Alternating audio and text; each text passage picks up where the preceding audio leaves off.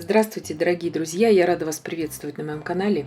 Сегодня в данном видео я готовлю тот самый шведский миндальный торт из магазина IKEA. Готовится он совсем несложно. Торт не содержит в себе муки, то есть он без глютена. И в данном видео я покажу и расскажу, как просто он делается. Сначала я приготовлю крем, заварную основу для крема. Здесь у меня 5 желтков весом 80 грамм. Сейчас я их разбиваю. Обязательно, чтобы все пленки были разбиты у желтков.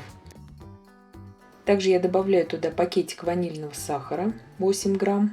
Вы можете взять ванильный экстракт и 80 грамм сахара. Здесь очень просто. 80 грамм желтков, 80 грамм сахара. Если у вас яйца крупные, у вас будет 4 желтка. У меня яйца мелкие достаточно. У меня 5 желтков. И также я туда добавляю 100 мл сливок. Сливки у меня жирные. Вы же можете брать даже молоко, но по рецепту в данном торте идут именно сливки.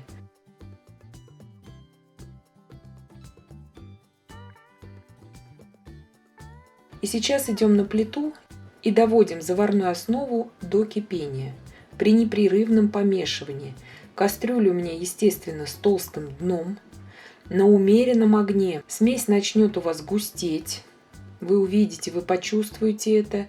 Помешивать нужно непрерывно. Это займет у вас буквально пару минут. И когда пойдут вот такие активные пузыри, смесь готова. Она уже достигнет примерно 85 градусов Цельсия. И желтки заварятся. Накрываем сейчас ее пищевой пленкой в контакт. Обязательно это делаем. И охлаждаем до комнатной температуры. И также 125 грамм сливочного масла мы нагреваем до комнатной температуры. И в это время я приготовлю коржи. Итак, будем готовить коржи. Здесь у меня 150 грамм белка. Я добавляю туда щепотку соли. Белки у меня от 5 мелких яиц. Также я добавляю туда пакетик ванильного сахара 8 грамм. И начинаю все это взбивать. Когда образовалась такая легкая пена, я добавляю туда 80 грамм сахара. Сахар берите не крупный, чтобы он как можно быстрее разошелся у вас в белках. И взбиваем сейчас до устойчивой такой массы. Я взбивала около 5 минут. Глянцевая красивая меренга готова. Она должна вот так идеально держать форму. Когда я переворачиваю миску, она неподвижна, эта меренга остается.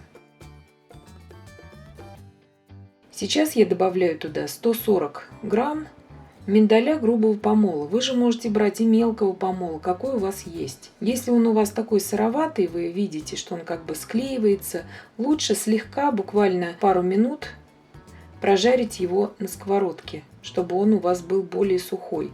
У меня он такой рассыпчатый, поэтому я этого не делаю.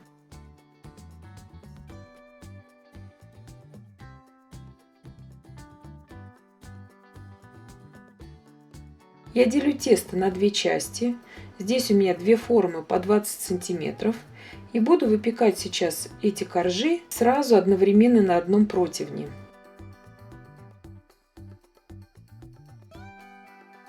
Распределяю сейчас лопаткой.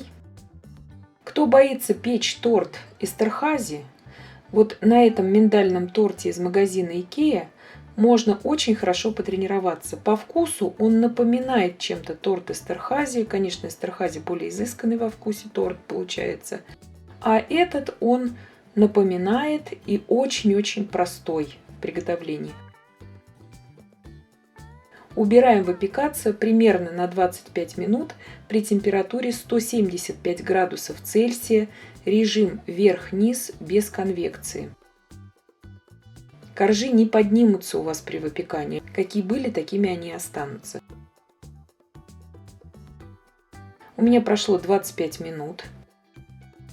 Коржи я выпекала до золотистого такого цвета. Коржи после выпекания остаются мягкими, то есть они не затвердеют у вас.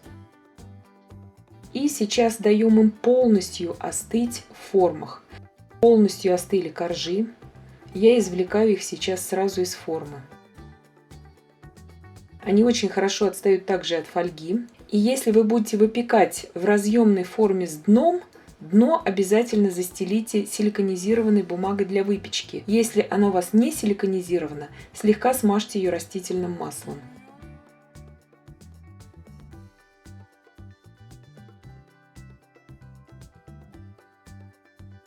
Сейчас вырезаю из формы. И как раз заварная основа для крема у меня уже остыла до комнатной температуры. И я могу уже сейчас завершить приготовление крема.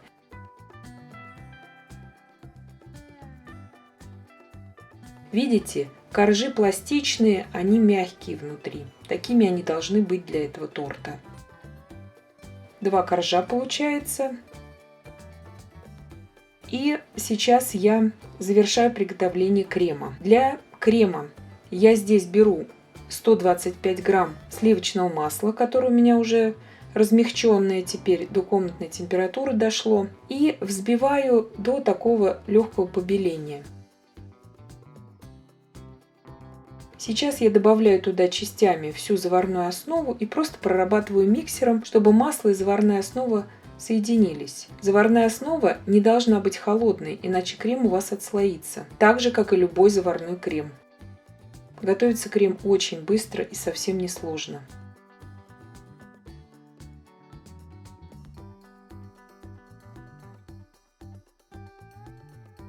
Крем готов. У меня очень жарко в помещении, поэтому крем вот такой вот очень мягкий. Начинаю сборку торта.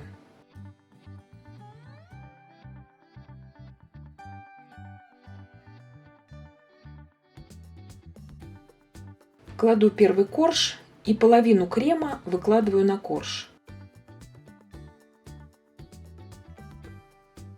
Разравниваю, чтобы со всех сторон был крем ровной линией, сейчас у меня лежал.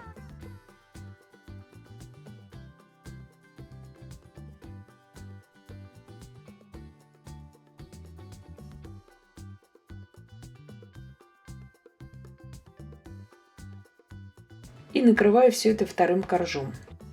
И сразу же сейчас обмазываю бока торта кремом. Делаю я это для того, чтобы потом украсить сбоку торт миндальными лепестками. И оставшийся крем выкладываю на второй корж. Отвечаю сразу на вопросы, которые поступят в комментариях. Можно ли использовать другие орехи?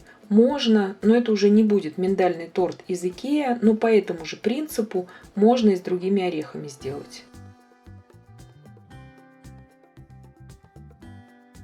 Итак, сейчас я убираю хотя бы на пару часов в холодильник этот тортик. В итоге он будет где-то 5 сантиметров в высоту, он невысокий, этот тортик.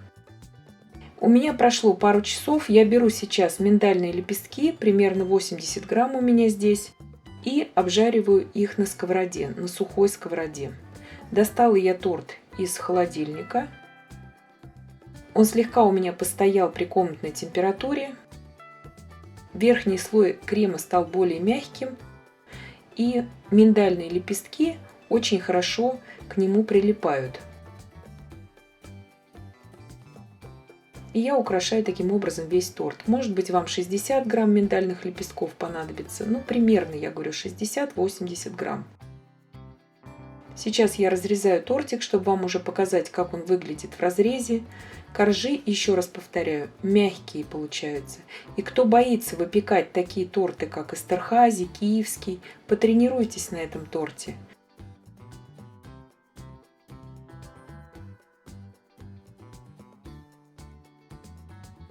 Муку, если вы возьмете мелкого, очень мелкого помола, миндальную я имею в виду, конечно же, коржи будут светлыми. Но я беру всегда для этого торта миндаль грубого помола. Сейчас покажу, как он надламывается вилкой. Если он простоит ночь, он будет более мягким, конечно же, этот торт.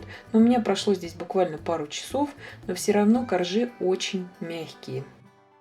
И сейчас показываю, как он нарезается даже ножом. Смотрите, идеально, крем никуда не расползается. Здесь очень хорошие пропорции. Я надеюсь, что видео было полезным и познавательным. Подписывайтесь на мой канал, ставьте лайки, пишите комментарии. Я всем желаю больших успехов и до встречи в новых видео.